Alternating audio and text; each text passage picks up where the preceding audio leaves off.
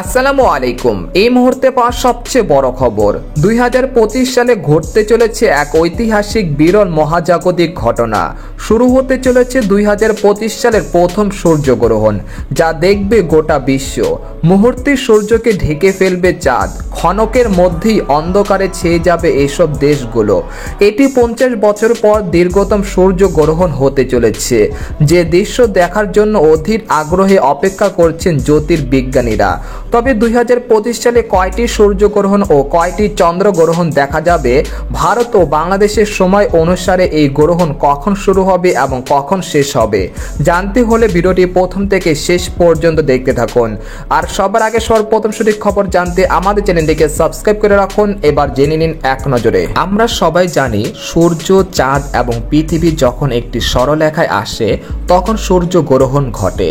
অর্থাৎ ঘুরতে ঘুরতে চাঁদ যখন সূর্য ও পৃথিবীর মাঝখানে চলে আসে তখন সূর্যের আলো পৃথিবীতে পড়তে পারে না, যাকে বলা হয় সূর্যগ্রহণ। তবে এবার 2025 সালে কি মহাজাগতিক ঘটনা ঘটতে পারে তা নিয়ে আছে ব্যাপক আগ্রহ। এই বছরে মোট 4টি গ্রহণ দেখা যাবে, 2টি সূর্যগ্রহণ ও 2টি চন্দ্রগ্রহণ, জানিয়েছেন বিজ্ঞানীরা। এদিকে বছরের প্রথম সূর্যগ্রহণ হবে আংশিক সূর্যগ্রহণ। গ্রহণের সময় শুধুমাত্র সূর্যের একটি ভগ্নাংশ চাঁদ দ্বারা অবরুদ্ধ হবে। আগামী 29শে মার্চ হবে 2025 সালের প্রথম সূর্যগ্রহণ।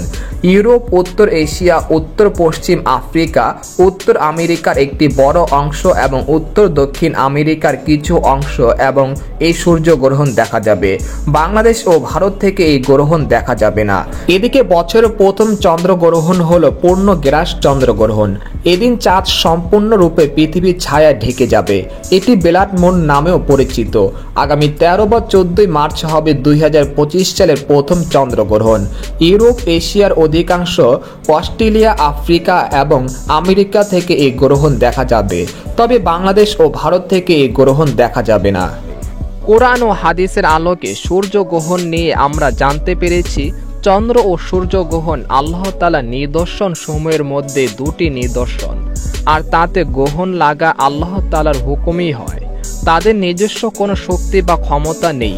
আল্লাহ তাআলার হুকুমের অধীনেই তাদের চলাচল এবং কার্যক্রম।